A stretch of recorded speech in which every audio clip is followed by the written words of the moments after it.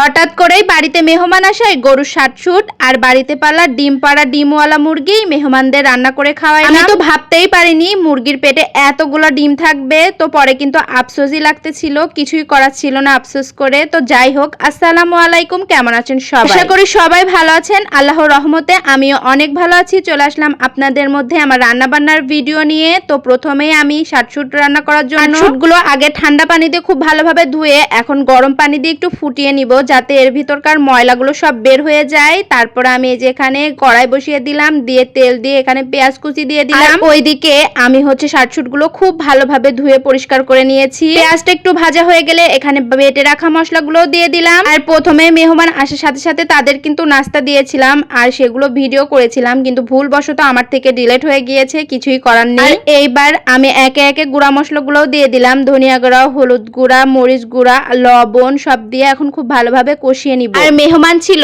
আমার মামাতো বোন আর আমার খালাতো বোন, আমার আম্মুর সাথে আমাদের বাসায় বেড়াইতে আসছে। আর এখানে মশলা তেজপাতাল গুলো কিন্তু আমার মামাতো বোনই দিয়ে দিচ্ছিল। সে ছোট হলেও রান্না বান্নার প্রতি তার অনেক ভালোবাসা, সে রান্না বান্না করতে খুবই ভালোবাসে। তো যাই হোক, আমি এখানে গরুর শাটশুট গুলো খুব ভালোভাবে কষিয়ে নিচ্ছি। আর এইদিকে আমি হচ্ছে আমার আম্মু মুরগিটা খুব ভালোভাবে প্রসেসিং করে পরিষ্কার করে কেটে ধুয়ে নিয়েছে। আর এখানে দেখেন একদম কত বড় ডিম হয়ে গিয়েছে, আজকেই ডিম পারতো মুরগি। যাই হোক, কিছুই করার নেই। তারপর আমি এগুলো খুব ভালোভাবে হচ্ছে পরিষ্কার করে নিচ্ছিলাম আর দেখছিলাম যে কতগুলো ডিম পারতো মুরগিটা। তো মুরগিটাও এখন বসিয়ে দিব। আর গরুর শাটশুটটা আমি মাটির চুলায় বসিয়ে দিয়েছি, সেটার ভিডিও আর করা হয়নি। তো একটু দুপুরই হয়ে আসছে, সবাইকে খেতে দিতে হবে, এজন্য আর খাওয়া দাওয়া করে তারা একটু আমাদের এই নদীর পাড়ে, মানে আমাদের বাসার কাছে নদী আছে, সেই নদীর পাড়ে তারা একটু ঘুরতে যাবে। এজন্য আমি আরো তাড়াহুড়ো করতেছিলাম। আর যেহেতু ওরা বিকেলে চলে যাবে আর এখন যেহেতু মেঘ বৃষ্টির যখন তখন বৃষ্টি এসে যেতে পারে, এজন্য তারা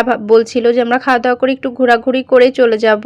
আর এমনিতেই আকাশটা অনেক মেঘলা মেঘলা ছিল। তো এখানে আমি মুরগির মাংসটা বসানোর জন্য সব মশলা খুব ভালোভাবে কষিয়ে তারপর মুরগির মাংসটাও দিয়ে দিলাম। আর মুরগির মাংসটা খুব ভালোভাবে এখন কষিয়ে নিব। আর মুরগিটা যেহেতু অনেক বয়স হয়ে গিয়েছিল, এই জন্য সেদ্ধ হতে অনেকটা সময় লাগবে, এই জন্য ভাবলাম যে প্রেসার কুকারে দিই, খুব তাড়াতাড়ি হয়ে যাবে। যেই ভাবা সেই কাজ, প্রেসার কুকারটা বের করে খুব ভালোভাবে ধুয়ে এখন আমি এই যে কষিয়ে রাখা মাংসটা আমি প্রেসার কুকারের মধ্যে দিয়ে দিব, দিয়ে প্রেসার কুকারের মধ্যেই রান্না করে নিব। প্রেসার কুকারে কিন্তু খুব দ্রুত সিদ্ধ হয়ে যাবে, 2-3টা সিটি উঠালে সিদ্ধ হয়ে যাবে। আর আগে থেকে আমি ডিমগুলো দিয়েছিলাম না, কষানোর সাথে ডিমগুলো যদি গলে যায়, এজন্য এখন তো আর নাড়াচাড়া করা লাগবে না, প্রেসার কুকারে দিয়ে ঢাকনাটা আটকে দিব। এজন্য ডিমটা আর সাথে আলুগুলো দিয়ে দিলাম। আমার কাছে আবার দেশি মুরগির সাথে আলুটা খুবই ভালো লাগে, আর যে কোনো মাংসের মধ্যে আমার আলুটা খেতে খুবই ভালো লাগে, এজন্য আলু একটু বেশি করে দিলাম। আর দেশি মুরগির আলু আর ঝোল খেতে কিন্তু বেশি ভালো লাগে। আর এইদিকে গরুর শাটশুট রান্নাটাও হয়ে গিয়েছে, আমার আম্মু রান্না করেছে, আর একটুও ঝোল রাখিনি। আসলে ঝোল রাখলে একদমই ভালো লাগে না গরুর শাটশুট খেতে, এজন্য ঝোলটা রাখিনি। আর এইদিকে কিন্তু মুরগির মাংসটাও হয়ে গিয়েছে, প্রেসার কুকার থেকে নামিয়ে এরকম পাতিলে একটু ফুটিয়ে নিলাম। মানে ঝোলটা একটু বেশি ছিল, ঝোলটা একটু কমিয়ে নিলাম। আর দেখেন কি সুন্দর লোভনীয় লাগছে।